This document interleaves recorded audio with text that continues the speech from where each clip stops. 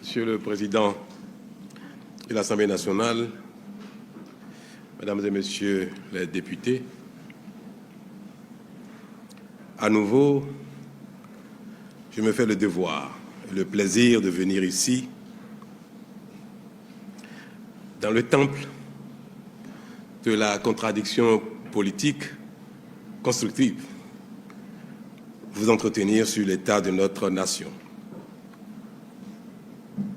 Honorables députés,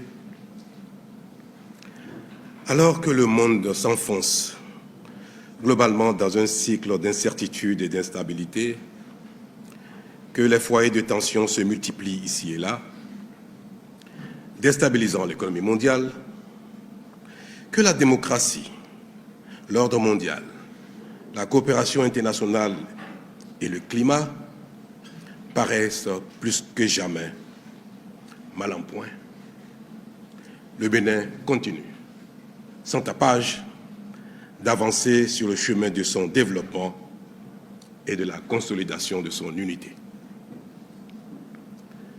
Nos succès sont incontestables dans tous les domaines, même si leurs effets ne sont pas toujours immédiatement perceptibles. Le seul domaine dans lequel nous sommes toujours à la peine reste celui de la lutte contre le terrorisme sur la frontière nord du territoire. Malgré nos efforts qui nous permettent de contenir le mal, voire de le faire reculer, nos forces de défense et de sécurité positionnées sur nos lignes de frontière nord continuent d'être éprouvées par des terroristes en totale liberté dans des pays voisins. Cependant, je peux vous affirmer que les investissements qui sont en cours, tant en matériel, en infrastructure qu'en ressources humaines,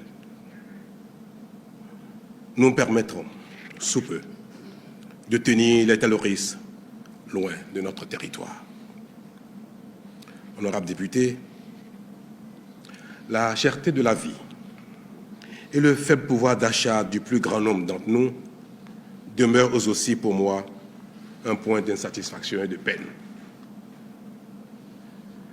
Mais en vérité, un pouvoir d'achat suffisant pour chacun de nous tous n'est-il pas l'objectif final de notre action commune? Est-il réaliste que, venant de si loin, nous soyons déjà tous satisfaits de tout? Nous n'y sommes pas encore. Mais, ensemble, nous construisons jour après jour le pays afin qu'il offre à chacun, à terme, les meilleures opportunités d'épanouissement en fonction des efforts fournis. C'est ainsi que, dans chacun des domaines fondamentaux permettant au pays de parvenir à cette étape, nos progrès sont continus et incontestables.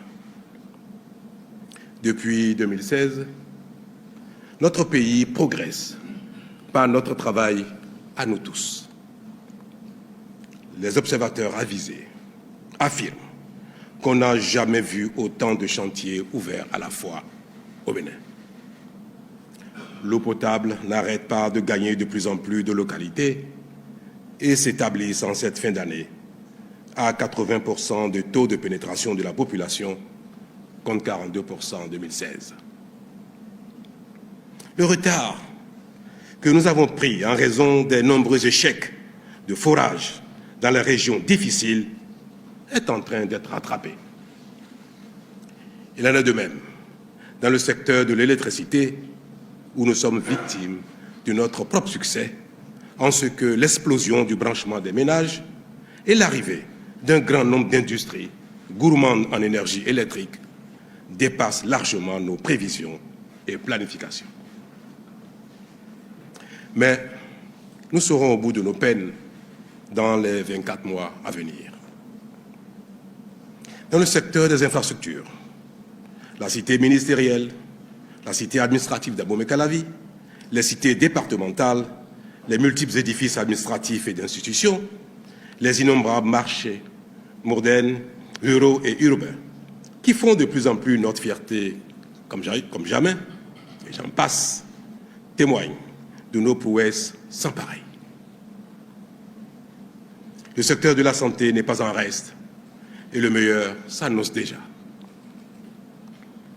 Le centre hospitalier universitaire international d'Abomey-Calavi, l'hôpital de zone de Savé ou celui de Tchaourou sont autant d'exemples qui nous donnent l'avant-goût de ce qui est en cours.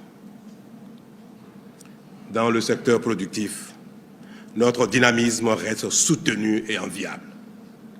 L'industrie, l'agriculture, le commerce, les services et l'artisanat progressent de manière remarquable. La mécanisation agricole est en train de connaître un succès et une pénétration dépassant toutes les prévisions. Il en est de même pour l'industrialisation du pays, dont la vitesse surprend tout le monde avec ses exigences de matières premières agricoles, suscitant quelques controverses et justifiant ainsi que le progrès nécessite souvent des sacrifices. Quant au bon fonctionnement de notre administration publique, le constat reste éloquent, même si beaucoup d'efforts restent à faire. Elle se dépolitise complètement pour être plus efficace et le seul critère pour y accéder est définitivement le mérite. Nos services publics se dématérialisent et sont de plus en plus accessibles aux usagers, faisant reculer les tracasseries et la corruption. L'école béninoise a oublié les années scolaires irrégulières émaillées de grèves sauvages. Le microcrédit s'est définitivement débarrassé de l'allégeance politique et du rançonnement, et le nombre de bénéficiaires ne cesse de croître. Le secteur judiciaire s'améliore de plus en plus, même si l'effectif de magistrats nécessaire reste largement insatisfait, faute de postulants qualifiés. Mais l'État met les bouchées doubles pour combler le déficit et assurer la formation. Quant à la bonne gouvernance, notre pays continue de se distinguer et vient d'être classé deuxième en Afrique et premier de l'espace francophone d'Afrique en matière de transparence budgétaire. Enfin, il n'échappe à aucun regard que le Bénin s'impose de plus en plus comme un pays de rayonnement artistique, culturel et touristique. Tout ceci est possible parce que nous mobilisons davantage de ressources financières au plan interne et en assurons une gestion rigoureuse pour financer les projets structurants afin d'améliorer nos infrastructures, développer nos secteurs productifs, créer des emplois et améliorer le bien-être de nos populations. Tout cela permet au Bénin d'être plus crédible sur la scène internationale et de rassurer les partenaires qui lui font confiance. Monsieur le Président, Mesdames et Messieurs les députés, vous l'aurez remarqué, je ne suis pas venu vous abreuver de chiffres évocateurs ou d'une liste impressionnante de nos réalisations. Vous êtes acteurs et co-auteurs au même titre que l'ensemble de nos concitoyens de toutes ces réalisations. Vous, qui nous donnez les moyens législatifs et qui contrôlez notre action pour nous pousser à performer davantage. Au demeurant, vous avez été témoin de la tournée de reddition de comptes que le gouvernement a entreprise cette année dans nos 77 communes. Cette démarche, qui célèbre la démocratie participative, a ainsi offert l'occasion d'échanges directs avec les populations dans tout le pays. Partout, elles ont exprimé leur satisfaction pour les réalisations visibles et ont surtout demandé que la dynamique qui les porte se poursuive et s'amplifie. Et au cas où nous-mêmes, Béninoises et Béninois, acteurs au quotidien de ces avancées, ne les remarquons pas parce que nous avons encore des attentes insatisfaites ou parce que nous restons parfois enfermés dans le déni de nos propres succès, il y a des regards extérieurs qui nous observent, nous félicitent, nous envient et nous rassurent que nous sommes sur le bon chemin. À titre illustratif, le Bénin vient d'être classé par les organismes spécialisés parmi les 25 destinations touristiques les plus prisées au monde pour l'année 2025. Cette performance inédite n'est autre que le résultat de notre action résolue pour le développement touristique. Et il est clair qu'elle va s'améliorer encore avec l'achèvement de nombreux chantiers en cours dans le pays. C'est le signe que nous avons eu raison de commencer à révéler notre riche patrimoine touristique, créateur d'emplois et de richesses. Dans la même veine, suivant le classement du Forum économique mondial, le Bénin est aujourd'hui 5e en Afrique pour la qualité de son réseau routier. S'il est vrai qu'on ne mange pas la route, il est pourtant vrai que la route fait manger. Plus que jamais.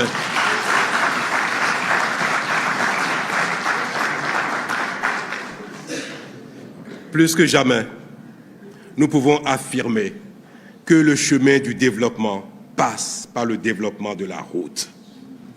La preuve est que partout, nos concitoyens en réclament davantage en précisant que c'est bien de la nouvelle qualité de route qu'ils parlent.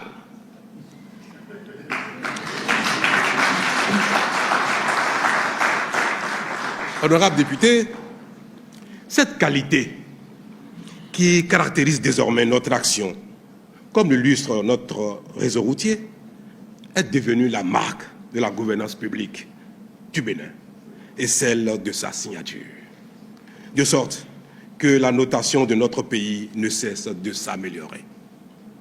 Récemment d'ailleurs, notre notation est passée de B à 2B dans un environnement pourtant globalement difficile. Ainsi, notre pays se positionne parmi les meilleures signatures d'Afrique subsaharienne et peut emprunter à des taux de plus en plus bas.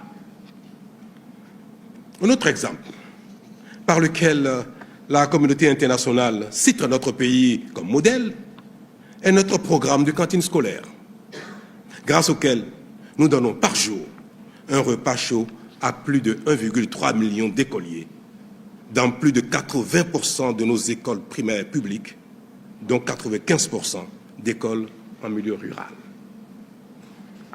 De fait, d'autres pays viennent de plus en plus s'inspirer de notre modèle. Un indicateur, un dernier, et pas des moindres. Cotonou vient d'être classée première ville la plus propre de l'Afrique de l'Ouest et 6e de toute l'Afrique.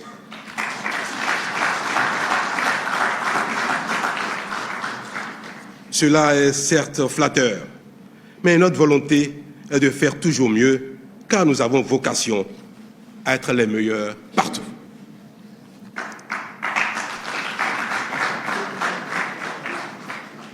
Tout ceci devrait nous convaincre que notre Bénin se construit grâce à nos propres efforts.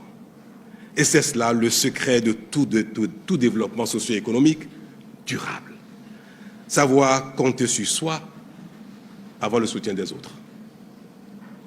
Mesdames et messieurs, les représentants de la nation, mais à quoi devons-nous une telle dynamique qui nous vaut les prouesses remarquables que le monde relève et apprécie, dans un contexte où nous n'avons encore mis en évidence aucun gisement minier?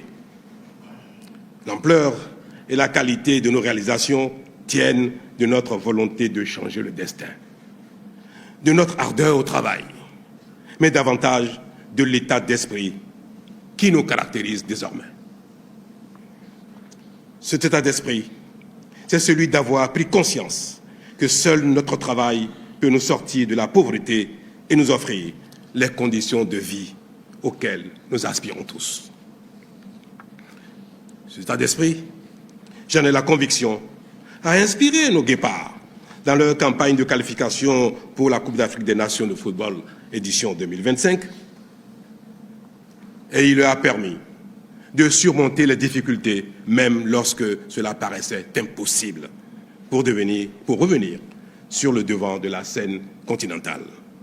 Et j'ose croire qu'ils y puiseront désormais les ressources pour s'y maintenir et viser encore plus haut. Monsieur le Président, honorables députés, viser plus grand et plus haut, au-delà des individus et des petits groupes, doit être aussi le leitmotiv de notre pays dans son ensemble. C'est cela qui va accroître nos performances, les densifier, les porter à l'échelle afin qu'elles impactent de plus en plus et durablement la qualité de vie. Pour y parvenir, nous avons besoin aujourd'hui et surtout à l'avenir de ressources humaines aptes, capables d'exploiter au mieux leurs capacités au service de la nation. Or, il est un fait que le retard de croissance affecte particulièrement les enfants au cours des 1000 premiers jours de leur vie, c'est-à-dire du 3e mois de gestation jusqu'à l'âge de 2 ans, période durant laquelle le cerveau de l'enfant se développe pour l'acquisition du potentiel cognitif nécessaire à la construction du capital humain. C'est pour cela que le gouvernement a initié le projet de supplémentation nutritionnelle des 1000 premiers jours qui vise à préserver nos enfants des préjudices irréversibles des carences nutritionnelles durant cette période et ainsi leur permettre de grandir en bonne santé avec la préservation de tout leur potentiel cognitif et intellectuel. Grâce à ce projet, dont la phase pilote est déjà en cours et qui sera bientôt généralisé dans tout le pays, nous fournirons gratuitement des suppléments nutritionnels aux femmes enceintes, aux femmes allaitantes et aux enfants de 6 à 24 mois. Mieux, les frais de consultation prénatale dans les centres de santé publics seront pris en charge par l'État pour faciliter l'accès aux suppléments nutritionnels au plus grand nombre de femmes enceintes ciblées par le projet.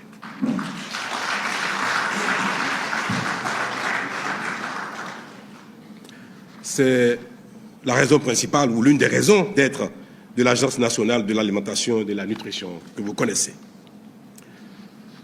Mesdames et Messieurs les députés, associé à cela, la pertinence et la qualité de l'éducation et de la formation constituent les prérequis indispensables dans le processus de développement socio-économique.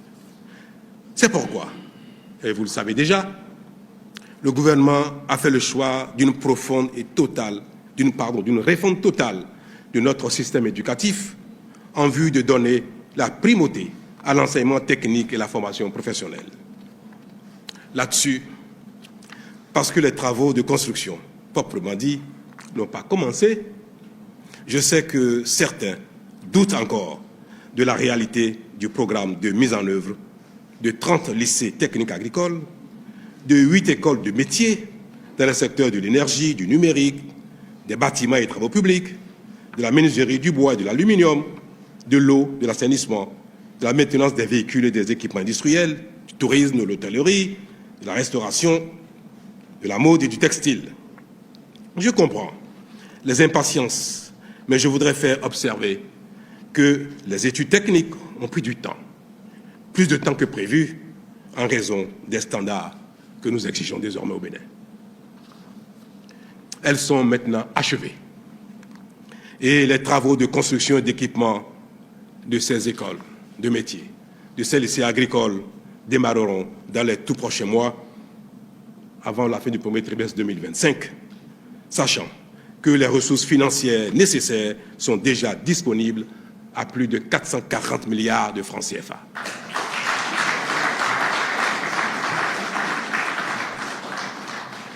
Ces programmes permettront notamment à tous les apprenants, quel que soit leur profil, d'acquérir des compétences en temps réel selon leurs besoins et ceux du marché du travail. Il est à rappeler, dans la perspective de cette révolution qui s'annonce pour notre secteur éducatif, le gouvernement finance depuis quelques années déjà la formation sur place et à l'étranger de plus de 700 nouveaux enseignants devant servir dans le sous-secteur. De même, un programme de recyclage et de perfectionnement est en cours de préparation à l'endroit des enseignants en situation de classe. Enfin, pour être complet sur ce sujet, je voudrais rappeler que le gouvernement a entrepris de mettre en place pour la rentrée scolaire 2026 6 lycées scientifiques et 2 écoles normales supérieures scientifiques de référence internationale. C'est dire, mesdames et messieurs, que l'année 2024 qui s'achève a consolidé nos acquis et poursuivi la dynamique au-delà de nos attentes. Fort de ce constat, je m'en voudrais de ne pas vous exprimer, honorables députés,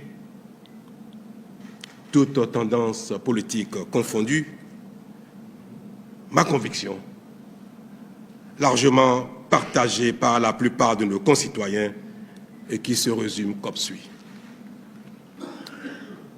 Le Bénin, notre pays, a trouvé son chemin. Et cela est irréversible. Peu importe l'opinion et le souhait des nostalgiques en quête d'un retour à notre passé honteux.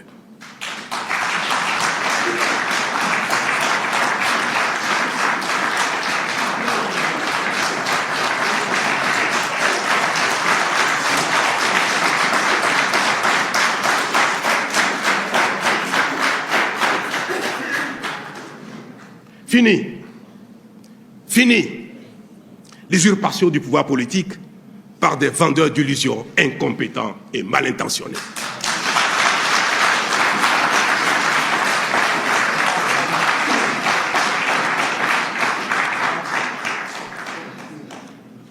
Aucune supplication, aucun râlement, aucune menace ne nous fera reculer.